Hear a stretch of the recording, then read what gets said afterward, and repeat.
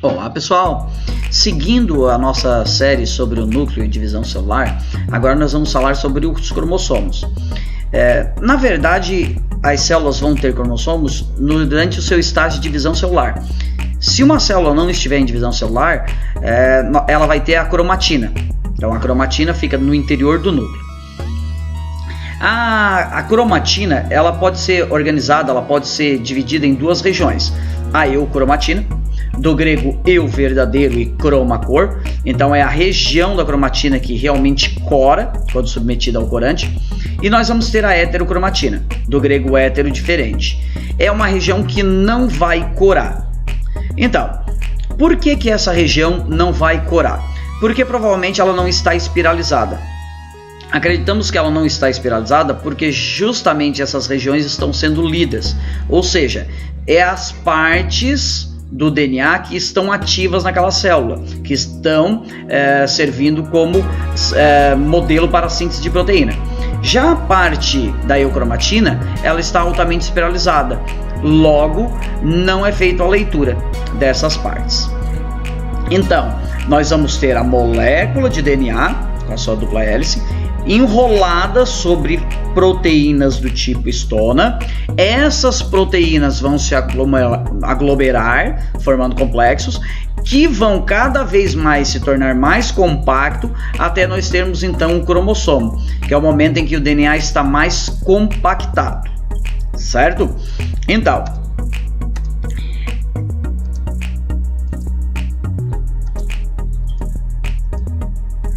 os cromossomos, eles vão se duplicar antes da divisão celular. Cada cromossomo vai fazer uma cópia idêntica de si mesmo. Quando terminar esse processo de cópia, de síntese, os dois cromossomos, o cromossomo que deu origem e o cromossomo novo, vão permanecer unidos um ao outro por uma região chamada centrômero. E esse conjunto dos dois cromossomos a gente vai chamar de cromátides irmãs. Então, eu vou ter uma região chamada centrômero, e dependendo dessa região, do ponto em que essa região se encontra, o cromossomo será classificado.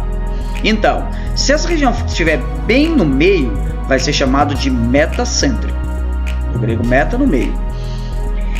Se essa região estiver um pouco deslocada do centro, nós vamos chamar ele de submetracêntrico. Se essa região estiver muito deslocada do centro, nós vamos chamar de acrocêntrico. Agora, se essa região estiver na ponta dos cromossomos, então nós vamos chamar de telocêntrico. Uma informação importante a respeito disso é que na espécie humana não existem cromossomos do tipo telocêntrico. Só metacêntrico, submetacêntrico e acrocêntrico.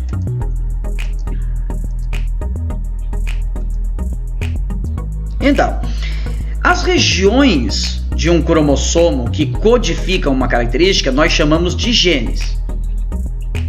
E cada gene vai ocupar um lugar específico no cromossomo, o que nós vamos chamar de loco gênico.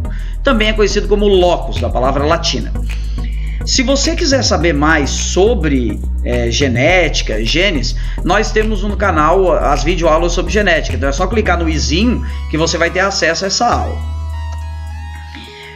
Em geral, as espécies elas podem ou não terem pares de cromossomos homólogos. O que seria um par de cromossomo homólogo?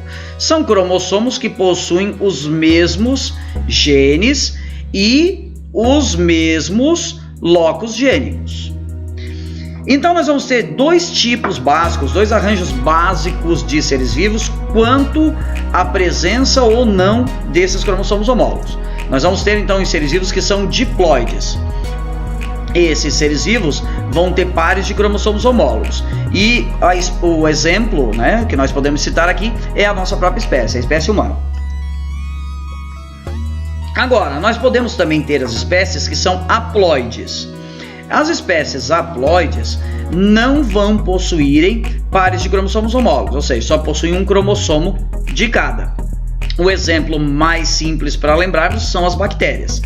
Então, para ilustrar, nós teríamos mais ou menos isso. Isso aqui seria uma célula haploide.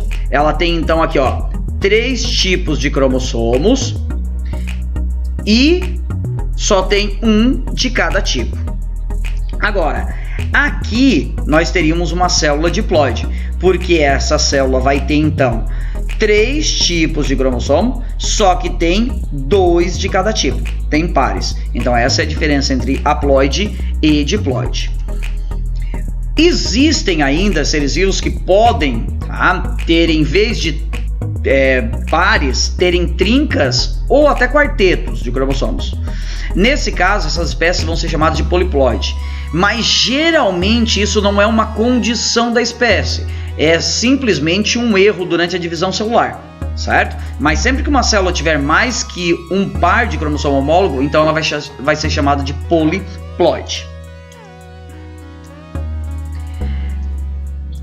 Na espécie humana, as células são diploides, mas os gametas, que no caso são os espermatozoides e o ovócito, são haploides. Eles só possuem um cromossomo de cada par, porque durante a fecundação, durante a união, vai restaurar o número de cromossomos da espécie. Em nós, mamíferos, e nas aves também, o gênero, o sexo biológico, ele é definido por genética. Então existe um par de cromossomos que vai determinar. E nós, seres humanos, nós temos o último par. Então a nossa espécie é uma espécie que possui 23 pares de cromossomos. Do 1 ao 22 a gente chama de cromossomos autossômicos, porque eles codificam características que não estão relacionadas ao gênero sexual. E o último par é chamado de sexual. Então aqui nós temos o cariótipo de um homem e uma mulher. Por que é definido na nossa espécie? Como é definido isso? No caso das mulheres, elas têm 2 cromossomos longos, 2 cromossomos iguais, que nós chamamos de X. E no caso dos homens, eles têm um cromossomo longo, que é o X, e um cromossomo mais curto, que é o cromossomo Y. E para fechar, então, para entender, numa célula, as células do corpo de um ser vivo, de um ser humano, todas as células vão ter o mesmo material genético. Não importa se é um neurônio, se é uma célula muscular, se é uma célula epitelial, enfim, todas as células do corpo. Claro que com exceção dos gametas, como eu falei. E por que que acontece então a diferenciação? Essa diferenciação acontece durante o desenvolvimento embrionário, e nas estágios iniciais as células são totipotentes, elas têm a capacidade de formar qualquer tecido. Então, como acontece a diferenciação? Simplesmente pelo desligamento de genes. Nas células primordiais todos os genes estão ativos e depois eles vão sendo desativados. Ok? Tchau, tchau!